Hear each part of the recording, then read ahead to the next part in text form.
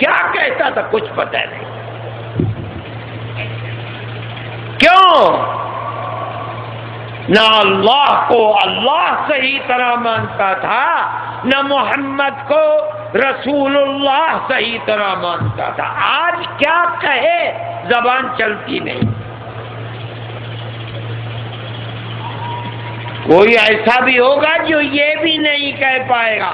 فرشتے پوچھیں گے من ربک وما دینک، اور یہ آدمی کون ہے؟ کہے گا ہر سوال کے جواب ہاں ہاں ہاں ہاں، بس یہی کہتا رہے گا.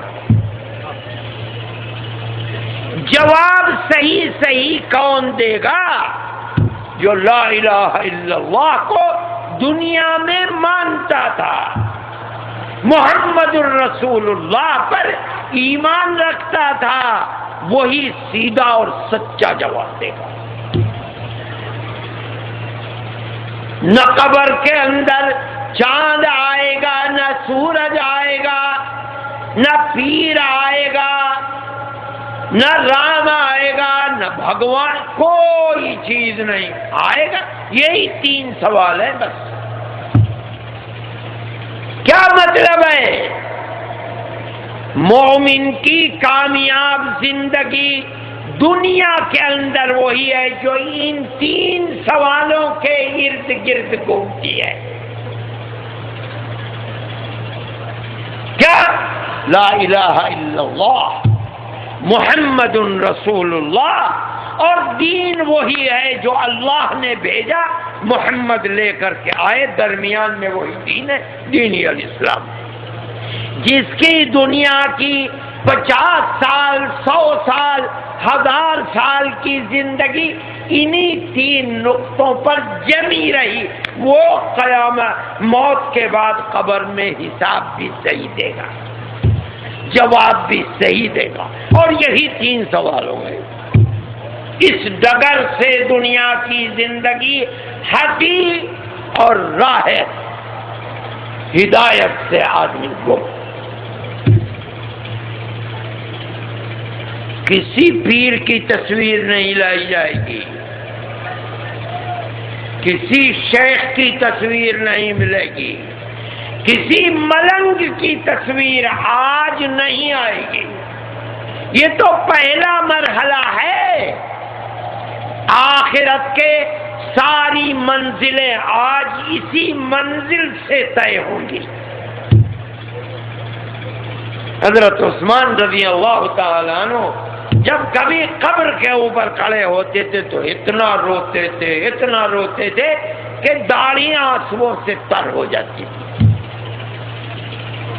کسی نے کہا کہ امیر المومنین جنت اور جہنم کا ذکر ہوتا ہے تو آپ نہیں روتے، اور قبر پہ آتے ہو تو روتے ہو. فرمایا ہاں، میں نے اللہ کے نبی سے سنا ہے کہ قبر آخرت کی منزلوں میں سب سے پہلی منزل ہے. اگر یہاں بیڑا پار ہو گیا ہر منزل آسان، اور اگر یہیں پھنس گیا تو ہر منزل پھنس.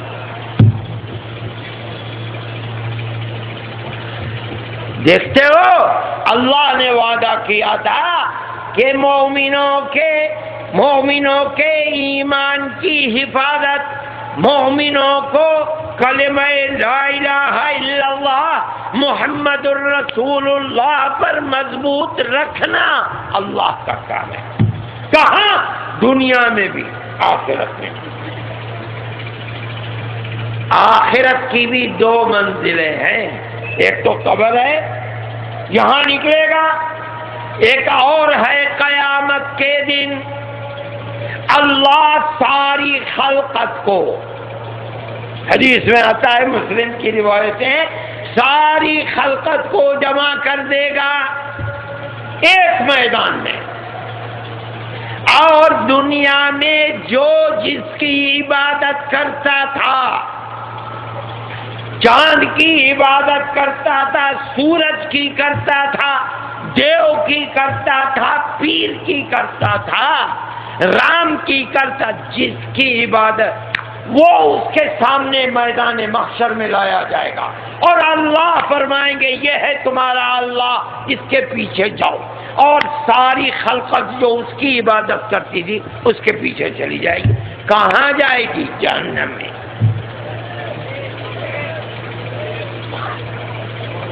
جتنے معبود لوگوں نے بنا رکھے تھے، سارے معبود اللہ تعالی ان کے ماننے والوں کے سامنے لا کے کھڑا کر دے، جاؤ ان کے پیچھے، اور لوگ اٹھ کر کے ان کے پیچھے چل دیں گے۔ کہاں جائیں گے؟ مشرک، ان اللہ لا یغفر ان یشرک به ویغفر ما دون ذلک لمن یشاء۔ سب چلے جائیں گے، اب صرف لا الہ الا اللہ محمد الرسول اللہ کے ماننے والے تنہا رہ جائیں گے۔ سب چلے گئے اپنے اپنے معبودوں کو لے کر کے، اور آخر میں میدان محشر میں صرف مومنین رہ جائیں گے۔ اب اللہ کا نبی فرماتا ہے، یہ تو اپنے اللہ کو پہچانتے ہیں کیا؟ ایک ہے، پاک اور بے عیب ہے، ہر عیب سے پاک ہے، جسم و جسمانیات سے بری ہے، شائبۃ النقص والنقصان سے پاک اور صاف ہے۔ اب ان کے سامنے اللہ آئے گا اپنی اصلی صورت کے علاوہ کسی اور صورت کے اندر، اصلی صورت میں نہیں، اور صورت میں یہ پہچان جائیں گے کہ یہ اللہ نہیں ہو سکتا۔ اللہ فرمائے گا جاؤ اس کے ساتھ جاؤ، چلو۔ یہ اہل ایمان کہیں گے اللہ ربنا وہذا مکاننا حتی نرى ربنا، ہمارا رب تو اللہ ہے، پاک اور بے عیب ہے، یہ تو اللہ نہیں، ہم اپنی جگہ پر ٹچ سے مس نہیں ہوں گے، ہٹیں گے نہیں جب تک ہم اپنے رب کو نہ دیکھ لیں، ہم نہیں آئیں گے، یہ رب ہو ہی نہیں سکتا ہمارا۔ پھر غائب ہو جائے گا، پھر تھوڑی دیر میں اور صورت کے ساتھ اللہ پیش فرمائیں گے اور کہیں گے ان کے پیچھے جاؤ، کہیں گے نہیں جا سکتے، اللہ ربنا وہذا مکاننا حتی نرى ربنا، ہم تو یہیں رہیں گے، ٹچ سے مس نہیں ہو سکتے جب تک اپنے اللہ کو دیکھنا رہے۔ اللہ کا نبی کیا فرماتا ہے؟ یامرہم ویثبتہم، اللہ حکم بھی دیتا ہے جاؤ ان کے پیچھے جاؤ، اور اللہ مضبوط بھی کرتا ہے جانا مت، یہ اللہ نہیں ہے۔ یہ کیا ہے؟ یثبت اللہ الذین آمنوا بالقول الثابت فی الحیاۃ الدنیا وفی الآخرہ۔ میرے بھائی، ایمان تو انسان کا وہی ایمان ہے جس کو اللہ کا نبی حضرت محمد صلی اللہ علیہ وسلم لے کر آیا ہے، اس سے ہٹ کر ایمان نہیں ہے۔ آج ساری دنیا کے اندر اسی اصلی ایمان کو برباد کرنے پر ساری دنیا لگی ہوئی ہے، آج سے نہیں 1400 سال سے مسلمان کی تاریخ یہی ہے، مگر اسلام نہ مٹا ہے نہ مٹے گا، مسلمان نہ ختم ہوا ہے نہ ختم ہوگا، اور جس دن ختم ہوگا ہمارا ایمان ہے اس دن قیامت آ جائے گی، دنیا برباد ہو جائے گی۔ میرے بھائی، اس ایمان کی قدر کرنی چاہیے، اس سے زیادہ قدر کی کوئی چیز دنیا کے اندر نہیں ہے۔ اگر مومن کے دل میں یہ ایمان محفوظ ہے اللہ کے سوا کوئی معبود نہیں، کوئی دینے والا لینے والا اللہ کے سوا نہیں ہے۔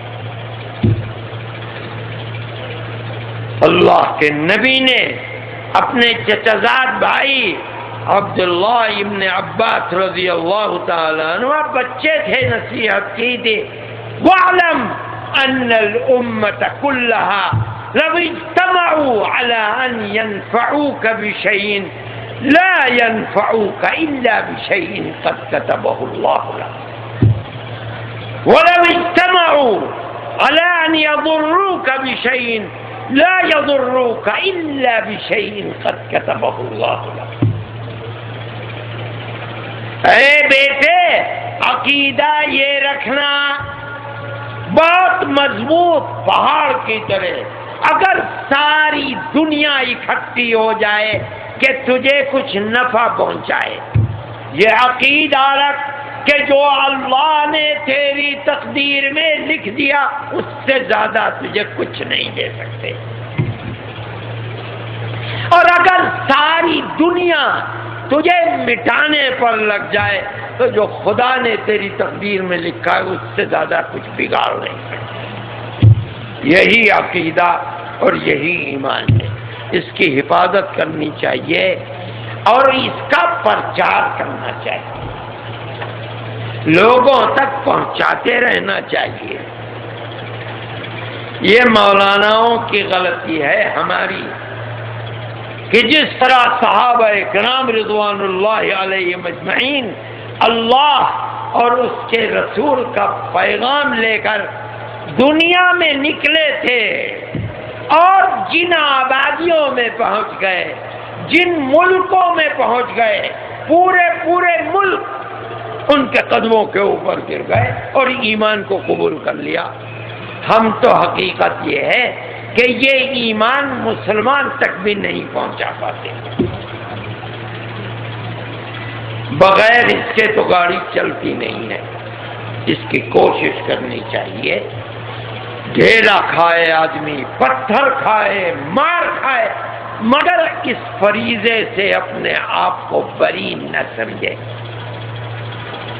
یہ اللہ اور اس کے رسول کا فرض ہے ہمارے اوپر۔ کیوں؟ تاکہ دنیا کا ایمان صحیح ہو جائے۔ اس کی فکر میں رسول اللہ رات اور دن سرگرداں رہتا تھا۔ قرآن کہتا ہے لعلک باخع نفسک الا یکونوا مؤمنین۔ محمد ایسا لگتا ہے کہ ان لوگوں کے ایمان کی خاطر ایسا لگتا ہے کہ آپ تو اپنی جان دے ڈالیں گے۔ ہمیں جو کچھ کرنا چاہیے تھا ہم نہیں کر پا رہے ہیں۔ میرے بھائی، اس کی کوشش کرنی چاہیے۔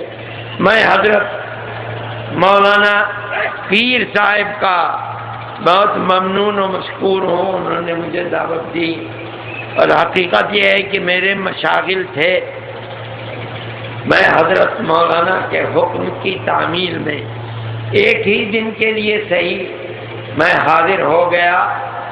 میں مولانا کا بہت ممنون و مشکور ہوں کہ انہوں نے مجھ جیسے تہی دست کو اور بے مایا کو دعوت دی، چونکہ حضرت رحمت اللہ علیہ سے ان کا تعلق ہے اور وہ میرے بزرگ ہیں، اس لیے میرے لیے کوئی چارہ نہیں تھا کہ میں انکار کر دوں۔ میں حاضر ہوا۔ آپ حضرات سے کے لیے دعا کرتا ہوں کہ اللہ اس محفل کو قبول فرمائے اور جس مقصد کے لیے ہم اور آپ جمع ہوئے ہیں اللہ اس میں کامیابی عطا فرمائے، ہمارے دین و ایمان کی حفاظت فرمائے، اور اس پورے ملک کے اندر اللہ صحیح دین و ایمان کو ہر بسنے والے کے دل میں مضبوط فرما دے، ہر بسنے والے کے دل میں ایک دوسرے کے ساتھ محبت کو پیدا فرمائے، اور اللہ اس ملک میں بھی امن و امان کو قائم فرمائے اور شرور و فتن سے سب کو معمون و محفوظ فرمائے۔ وصلی اللہ تعالی على خير خلقه سيدنا محمد وعلى آله وأصحابه أجمعين برحمتك يا أرحم الراحمين.